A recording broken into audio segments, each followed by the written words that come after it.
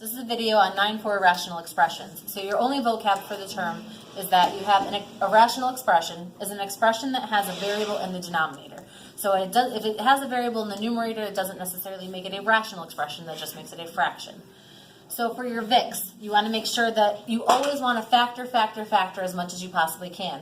For part 2, you want to state your restrictions, especially if you have values in the denominator that you can't use.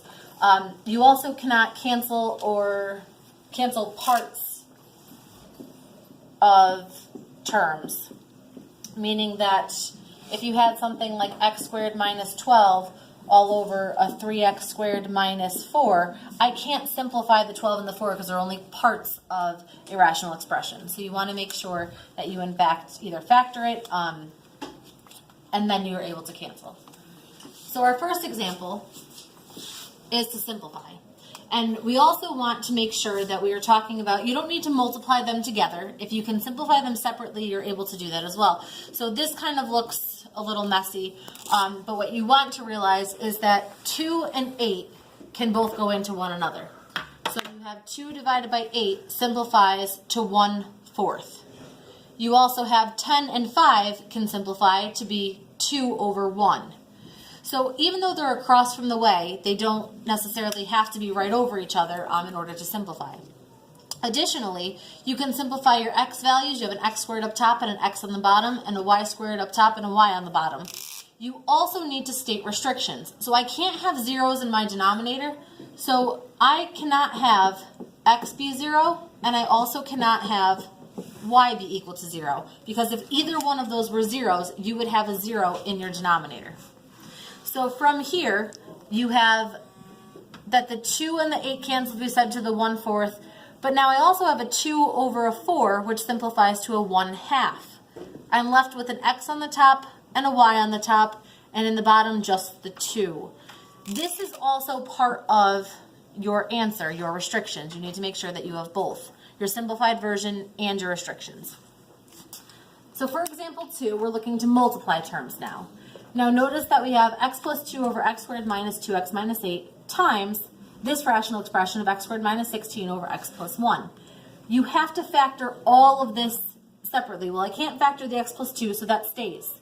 But I can factor x squared minus 2x minus 8. That factors to an x minus 4 and an x plus 2. X squared minus 16 factors to x minus 4, x plus 4, and I'm left with an x plus 1. When you factor, from here right away, you need to state your restrictions. So I can't have 4, I can't have -2, and I also can't have -1, because any one of those, if I substitute them in, is going to give me 0 as my denominator. So once you simplify, well, here's an x minus 4 over an x minus 4. Those cancel because they're a factor of 1.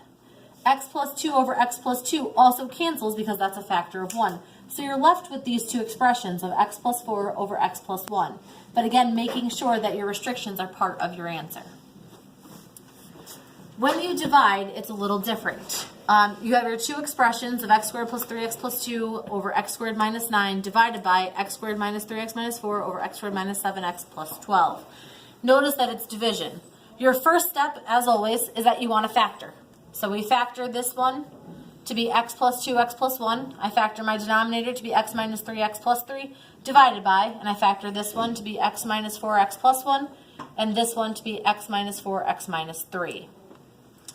Again, you want to state your restrictions. So my restrictions are that I can't use 3, -3, 4, and 3. But since I already stated that, I don't need to state it again.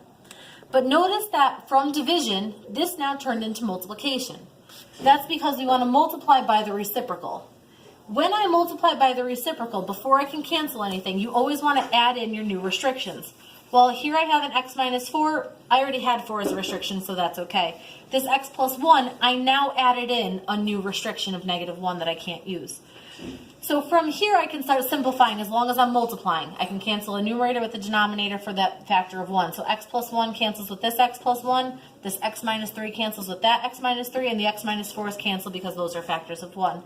So you're left with x plus 2 over x plus 3. But don't forget to also state all of your restrictions.